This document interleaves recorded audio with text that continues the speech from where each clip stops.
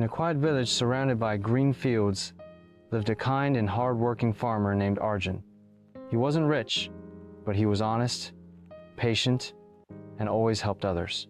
Every morning, he worked in his fields, growing rice and vegetables to feed his family. One day, after a successful harvest, Arjun loaded his old wooden cart with sacks of rice and set off for the nearby town to sell them. He hitched his faithful bullock, Bola, and began the long journey through forest paths and bumpy roads. A few hours into the journey, as he was going down a rocky slope, one of the cart's wheels hit a large stone and broke apart. The cart tilted, spilling the rice onto the road. Arjun sighed, but didn't get angry.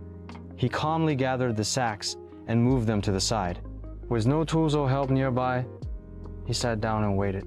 After some time, a wealthy merchant rode by in a fine carriage. He noticed the broken cart and stopped. "What happened?" he asked. "My cart's wheel broke," Arjun replied. The merchant looked at the rice. "I'll buy it half price. You won't get a better offer out here." Arjun shook his head.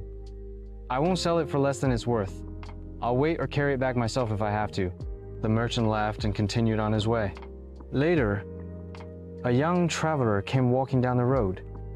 Seeing Arjun beside the broken cart, he asked kindly, "What's wrong, Kaka?" Arjun explained. The young man examined the cart and said, "I used to help my uncle repair carts. I think I can fix it."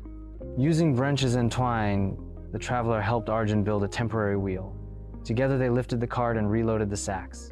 Arjun was thankful and offered him rice in return. The young man smiled and said, "You remind me of my father, honest and strong. Thank you."